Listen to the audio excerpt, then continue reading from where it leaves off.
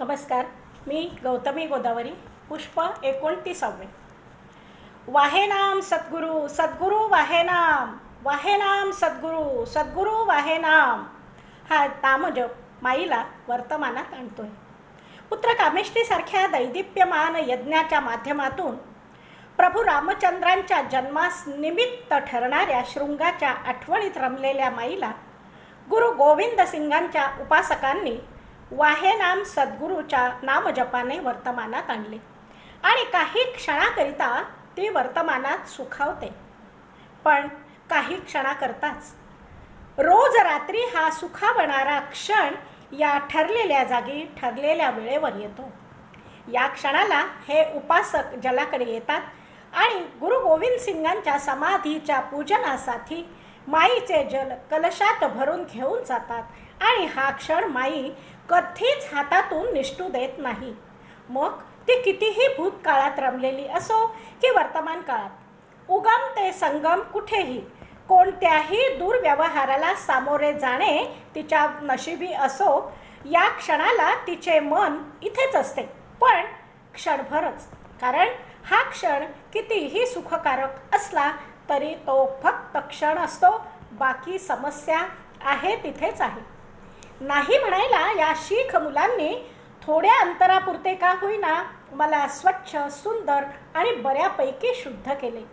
बऱ्यापैकी एवढ्यासाठी म्हणते की प्रभू इथेही माझे शुद्धीकरण झालेले नाही, कारण या मुलांना इतर मुलांनी साथ दिलेली नाही. जर मी सर्वांचीच तृष्णा भागवते, बरं नुसती तृष्णा नाही तर क्षुधाही भागवते, तर माझी काळजी घ्यायला एक ठराविक समुदायच का, संपूर्ण मानवजात का नाही? ज्या गुरु गोविंद सिंगांच्या समाधी स्नानासाठी माझे जल जाते त्याने तर सर्वांनाच प्रेम दिले. ज्या औरंगजेबाने त्याच्या पोटच्या गोळ्याचा जीव घेतला त्याच्याही लेकराला, बहादूर शहाला त्याने प्रेमच दिले. त्या गोविंदाच्या शहरात त्याची गोदामाई भिकारणीचे जीवन जगते. प्रभू हा गुरु गोविंद सिंह प्रभू रामचंद्राच्या वंशातीलच नाही. गंगेकाठी जन्म घेतला आणि माझ्या कुशीत चिरविश्रांतीसाठी विसावला. अगदी आयुष्याच्या शेवटच्या टप्प्यात तो माझ्या सान्निध्यात आला आणि शेवटचा टप्पा म्हणजे 40शीचा. हो, शरीराने तो किती जगला, जेमतेम 40शी पार केली, म्हणून 40शी हा त्याच्या आयुष्याचा शेवटचा टप्पा. पण हा झाला देहाच्या आयुष्याचा हिशेब. वास्तविक गेली 3 शतकं तो जिवंतच आहे. त्याच्या कर्तृत्व गाथेच्या रूपात त्याचे शौर्य, त्याचा दयाभाव, त्याचा त्याग आणि या भूमीवरील निरपेक्ष निराकांक्ष प्रेम हे सर्व काही वर्णनातीत आहे. प्रभू तो या नांदेडात आला ना, तेव्हा सर्वप्रथम माझ्या काठी आला, इथे विसावला आणि हस्तपाद प्रक्षालन वगैरे सर्व नैमित्तिक विसरून जलात खोलवर पाहू लागला. त्याच्या नजरेत मला प्रभू रामचंद्र नि गुरु नानक दोघेही दिसले आणि त्याची नजर माझ्या जलात जन्मजन्मांतरीची ओळख शोधू लागली.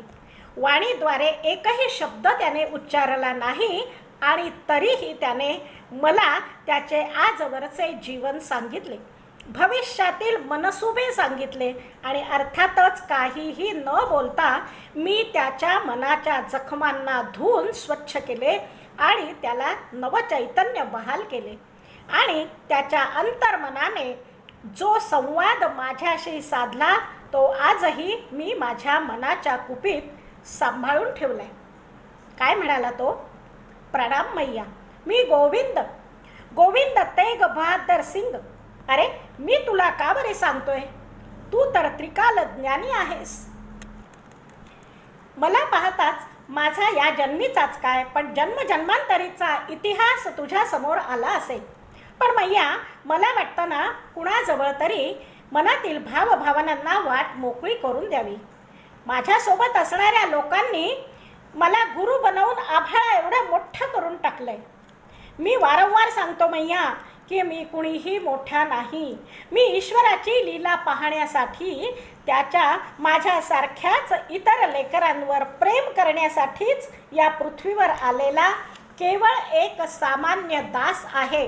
पण या लोकांच्या ते पचनी पडत नाही आणि गुरुपणाचा भार घेऊन मी जीवनाचा प्रवास करतोय.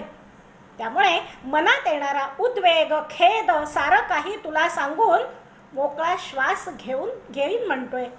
मैया, गंगा मैयाच्या काठी मी जन्मास आलो. सतलज मैयाच्या काठी पुरुषार्थ केला.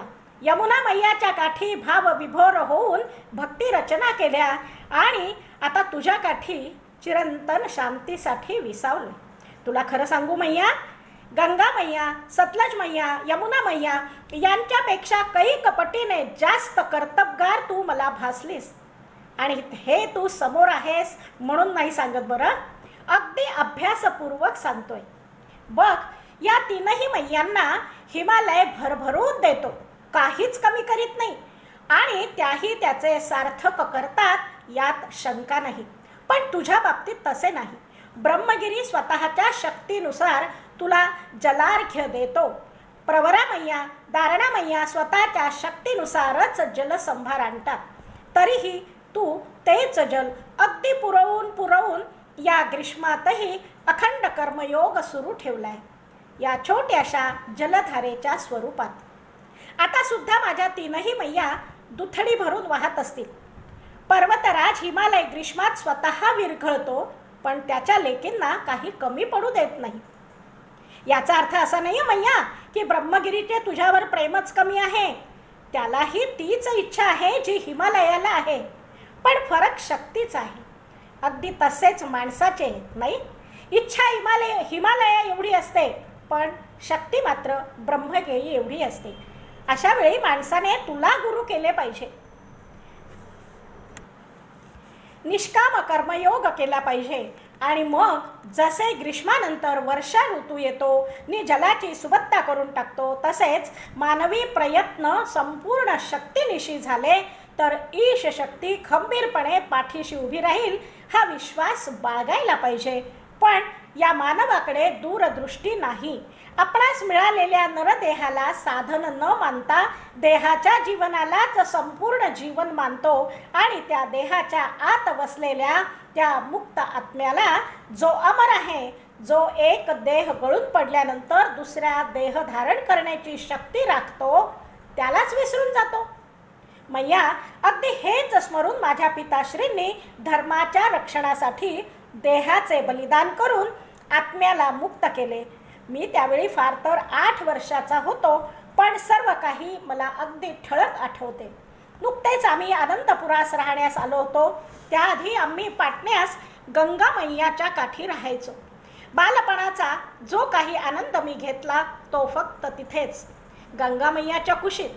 माझे पिताश्री शीख समुदायाचे गुरु होते, त्यामुळे धर्मकार्यार्थ त्यांचे सतत फिरणे असे. मी माझ्या मातेबरोबर पाटण्यास राहील. मैया, बालपणाचे जीवन म्हणून माझे वैयक्तिक जीवन अगदी छान चालले होते, पण कुटुंबातील इतर मात्र खूप त्रासात होते. आमचे भाऊबंध गुरुदा गद्दीसाठी सतत भांडत होते. वारसा हक्काने मिळणारी कीर्ती आणि संपत्ती सर्वांना हवीशी वाटत होती, पण गुरु होणे म्हणजे नक्की काय हे त्यांच्या गावीही नव्हते. ईश्वरचिंतन, ईश्वराच्या लेकराला शोभेल असे वर्तन, ईश कार्यासाठी अर्पण करावे लागणारे तन मन धन या सर्वांशी त्यांचा दूरचा संबंध नव्हता. फक्त मोठेपणाचा हव्यास असणाऱ्या या नातेवाईकांपुढे माझे पिताश्री हैराण झाले होते. एकीकडे माझे संस्कृत, फारसी, हिंदी, पंजाबी इत्यादी भाषांचे शिक्षणही सुरू होते. त्याचबरोबर युद्ध कौशल्याच्या सरावाचे शिक्षण घेण्याचे माझे वय जवळ येत चालले, हेही पिताश्रींच्या ध्यानी होते. पण स्वतः ते फिरतीवर असताना या अशा नातेवाईकांच्या सान्निध्यात मला ठेवणे त्यांना धोक्याचे वाटले.